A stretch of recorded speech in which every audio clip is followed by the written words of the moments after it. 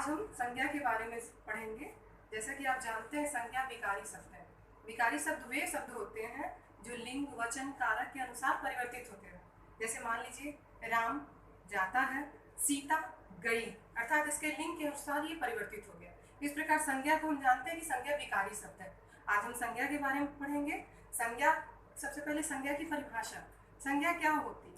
संज्ञा वस्तु, स्थान या भाव या प्राणी के नाम को हम संज्ञा कहते हैं। जैसा कि आप देख सकते हैं, किसी व्यक्ति, वस्तु, स्थान, भाव आदि के नाम को संज्ञा कहते हैं। अब व्यक्तियों के नाम में क्या आते हैं? जैसे राम, सीता, गोस्वामी तुलसीदास, माने किसी व्यक्ति विशेष। व्यक्ति में केवल वो व्यक्ति का नाम नहीं आएगा, वो स्थान विशेष, गुण विशेष, सबका नाम आ जाता है। व्यक्ति, वस्तु में क्या आता है?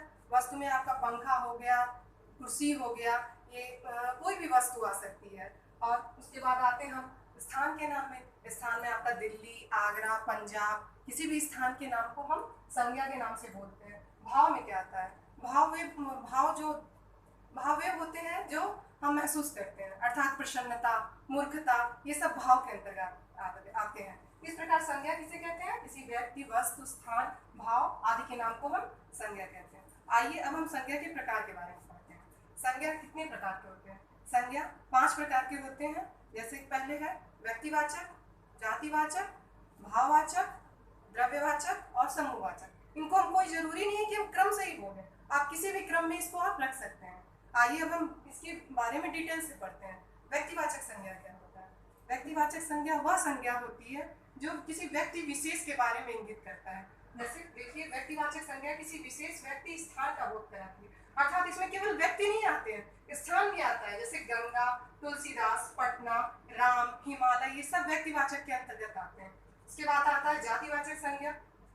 जातिवाचक संज्ञा किसी वस्तु या प्राणी की संपूर्ण जाति का बोध कराती है। अर्थात जैसे गाय है, अगर हम वो काली गाय कहते हैं तो वो विशेष में आ जाते हैं, लेकिन हम गाय, तो गाय एक प्राणी है, एक जाति, गाय की जाति होती है, तो गाय आपका क्या आ जाएगा? जातिवाचक संज्ञा में। नदी हुआ, नदी कई होती है, जैसे गंगा हुआ, यमुना हुआ, तो ये अगर हम गंगा नदी कहते हैं तो वो तो तब तो वो व्यक्तिवाचक में आ जाता है, लेकिन हम यहाँ पे क्या कह रहे हैं? नदी कह रहे हैं, तो नदी आपका जातिवाचक में आ जाएगा। मनुष्य आपका आएगा जातिवाचक संज्ञा में, क्योंकि मनुष्य में आपका स्त्री भी आती है, आपका पुरुष भी आते हैं, मनुष्य जाति होता है, ये जाति का बोध कराते हैं, इसलिए इसे हम जातिवाचक संज्ञा कहते हैं। नेक्स्ट आते हैं हम समूहवाचक संज्ञा। समूहवाचक संज्ञा क्या होता है? समूहवाचक संज्ञा पदार्थों के समूह का बोध कराती है, अर्थात कोई गिरोह हुआ, झुंड हुआ, इसे दल हुआ, समूह को ही हम समूहवाचक संज्ञा कहते हैं। आइए अब आते हैं द्रव्यवाचक संज्ञा। द्रव्यवाचक संज्ञा किसी धातु या द्रव्य का बोध कराती है। धातु आप समझते हैं, जैसे सोना हुआ, लोहा हुआ, ये जैसे चांदी, पीतल, सोना, घी, पानी आदि क्या होते हैं? ये द्रव्यवाचक संज्ञा के अंतर्गत आते हैं। और अब आते हैं भाववाचक संज्ञा। भाववाचक संज्ञा व्यक्ति या पदार्थों के धर्म या गुणों का बोध कराती है, जैसे अच्छाई, चौड़ाई, लंबाई, वीरता, मिठास, ये सारे क्या होते हैं? भाववाचक संज्ञा के अंतर्गत आते हैं। आइए अब हम भाववाचक संज्ञा हम कई तरीके से बता सकते हैं। जैसे कई चीजों से हम भाववाचक संज्ञा को बना सकते हैं। जैसे संज्ञा के ही प्रकारों में से हम व्यक्तिवाचक और जातिवाचक से भी भाववाचक संज्ञा बना सकते हैं। आइए अब हम आपको बताते हैं भाववाचक संज्ञा के बारे में। भाववाचक संज्ञा का निर्माण। जातिवाचक संज्ञा से, जैसे नारी आपका जातिवाचक संज्ञा के अंतर्गत आता है, तो नारी से नारीत्व आ गया, बूढ़ा से बुढ़ापा आ गया, मनुष्य से मनुष्यता आ गया, लड़का से लड़कपन आ गया, ये सारे आपके जातिवाचक संज्ञा से आपके किसमें बन गया? भाववाचक संज्ञा परिवर्तित हो गए। इसी प्रकार व्यक्तिवाचक संज्ञा से, व्यक्तिवाचक कोई व्यक्ति विशेष होता है, तो राम से रामत्व हो गया, रावण से रावणत्व हो गया, कृष्ण से कृष्णत्व हो गया, शिव से शिवत्व हो गया, ये सारे आपके भाववाचक संज्ञा में आ जाएंगे। सर्वनाम से, सर्वनाम आप जानते हैं, जैसे अपना हुआ, तो अपनापन ये आपका किसमें आ जाएगा? भाववाचक संज्ञा में आ जाएगा। अहम, तो अहंकार हो जाएगा। मम, ममता या महत्व, ममत्व आ जाएगा, ये आपके सर्वनाम से हो जाएंगे। विशेषण से कठोर, कठोरता हो जाएगा। गुरु, गुरुता, सुंदर, सुंदरता आदि इसमें आ जाते हैं। अब अव्यय से, जैसे समीप है तो सामीप्य हो जाएगा। ये सारे भाववाचक संज्ञा विभिन्न शब्दों से बन जाते हैं। अब आते हैं संज्ञा के भेदों में परिवर्तन। विभिन्न एक संज्ञा का दूसरे संज्ञा में परिवर्तन कैसे होता है? जैसे जातिवाचक से व्यक्तिवाचक संज्ञा।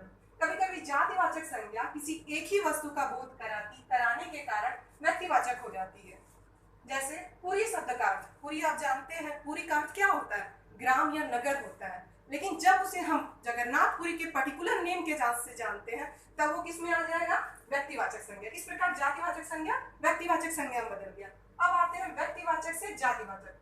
कभी कभी व्यक्तिवाचक संज्ञा का प्रयोग जातिवाचक के रूप में किया जाता है, जैसे कालिदास भारत के शेक्सपियर है। और भी उदाहरण है इसके, जैसे टेम्स इंग्लैंड की गंगा है। इस प्रकार व्यक्तिवाचक संज्ञा का जातिवाचक में परिवर्तन हो गया। अब आते हैं भाववाचक से जातिवाचक में। कहीं कहीं भाववाचक संज्ञा का प्रयोग जातिवाचक संज्ञा के रूप में होता है, जैसे इस कापी में कई तरह की लिखावटें हैं। अब लिखावट को तो हम क्या जानते हैं, वो तो भाववाचक संज्ञा हो गया। लेकिन लिखावटें, अब लिखावटें तो कई तरीके से होती हैं, जैसे छोटी बड़ी। तो लिखावटें समूह एक प्रकार से जाति का बोध कराती हैं, जिसमें कई चीज होते हैं। तो इस प्रकार ये लिखावटें आपकी क्या आ जाएंगी? जातिवाचक संज्ञा में। अब जातिवाचक से भाववाचक में, जैसे मनुष्य है, जाति है, उससे मनुष्यता का निर्माण होता है, तो ये भाववाचक संज्ञा में होता है। व्यक्तिवाचक से भाववाचक संज्ञा, जैसे कृष्ण से कृष्णत्व। कृष्ण आपको पता है व्यक्तिवाचक है, और भाववाचक में कृष्णत्व हो जाएगा। इसी प्रकार समूहवाचक से जातिवाचक में, दोनों सेनाओं में घमासान युद्ध हुआ। अब सेना आपको पता है समूहवाचक है, लेकिन जब सेनाओं का वर्णन हो गया तो क्या हो जाएगा यहाँ पे? ये आपका जातिवाचक संज्ञा के अंतर्गत आ जाएगा। अब आते हैं द्रव्यवाचक से जातिवाचक में। यहाँ तरह तरह की शराबें मिलती हैं। शराब आपको पता है एक प्रकार से तरल पदार्थ है, तो इस प्रकार ये द्रव्य में आता है, द्रव्यवाचक में। तो शराबें मिलती हैं, तुम्हें कितने प्रकार की मधु चाहिए। यहाँ शराब और मधु का प्रयोग किस रूप में हुआ है? जातिवाचक के संज्ञा के रूप में हुआ। इस प्रकार हम द्रव्यवाचक संज्ञा का जातिवाचक संज्ञा में परिवर्तन करते हैं। इस प्रकार अपने संज्ञा के बारे में पूरा विस्तृत अध्ययन किया। धन्यवाद।